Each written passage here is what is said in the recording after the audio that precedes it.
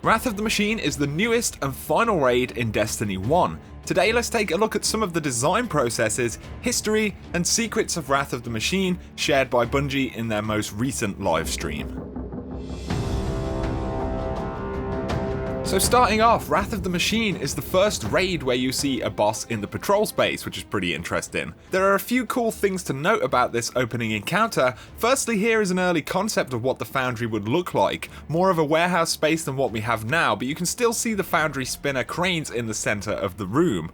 Moving forward, they push the concept towards the giant colony ship orb idea, shown here in concept, and again in an early build. I noticed this before Rise of Iron release, but the very orb that you use to enter the raid is the one from the top of the ship where you fight the boss in the Cage Stash mission.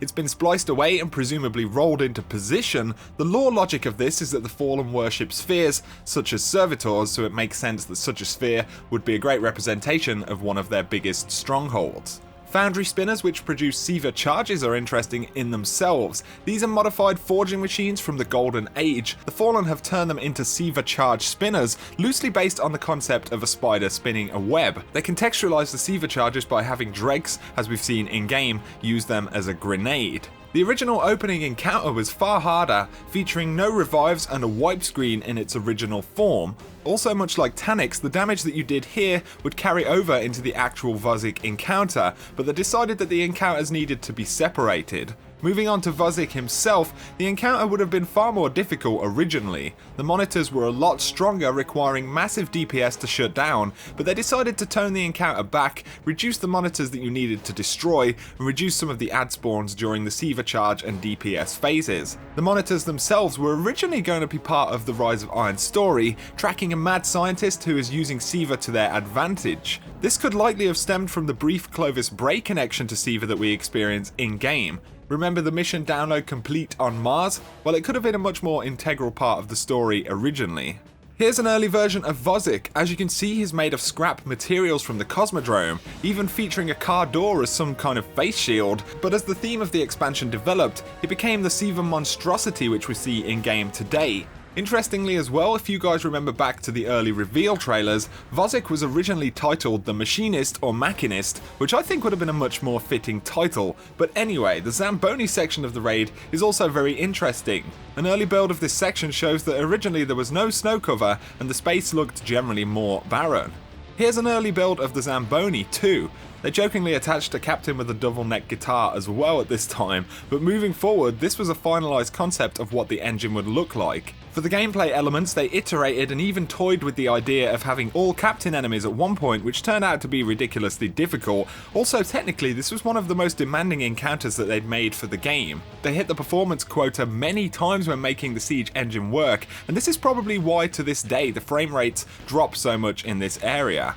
By extension, it also meant that this became one of the most expensive encounters in the entire game, not only because of development, but also because of the optimization they had to run for consoles to play this. The server farm area with the binary codes is something they had to tone back quite a lot as well. Originally, you would have had to do triple the math in order to open the giant Siva node in the middle, which they changed to make it less complicated. Also, they gave us no hints about Randall the Vandal in this section, so nothing new there. Moving forward towards Axis though, the giant room with the long staircase was actually added late in development to allow a new loading area because of the memory constraints from the Zamboni encounter. Axis himself is a pretty interesting one. He was originally named Mexis, mech for mechanical, but for lore reasons was changed to Axis despite his links to the story being basically non-existent. Mexis, however, can be found on top of the Siege engine still to this day. He's the Siege engine driver essentially, the guy who causes all the trouble with those giant smashing arms. During Axis Phase 1, originally turrets were always part of the fight, but then they were removed for normal mode, which Bungie have also done a lot of in previous raids. The perfected Vandals, which spawn on each side before captains, interestingly used to spawn in pairs but were reduced to just one. Strangely enough though, I played the raid a few days back and my team encountered a bug where we had 2 Vandals on every round on the right side of the room. Perhaps this is a legacy mechanic bug. If so, then that's actually pretty damn cool. Here are some early access concepts, showing him in the Warmind space as a captain / Devil Walker cross, and then here is a much more finalised version. If you notice his head on this model, he has the structure of the Devil Archon head, but now in game he has the head of an Archon priest, which I wouldn't read too much into in terms of lore. It strikes me as just being a much easier crit spot for the fight. The concept of slamming axes on his back was termed as rodeoing internally, and actually comes from one of the devs who originally saw Golgoroth as an encounter where perhaps you could jump on his back to take the gaze. Obviously that didn't make it in at the time, but now you need to slam axes to break his shield. Interestingly, they went through the process of building axes on top of a Devil Walker model, which was actually classified as a vehicle. They went so far into that process, and then he still remains a vehicle to this very day, which is why 3 of Coins won't work on him, which I think is pretty cool.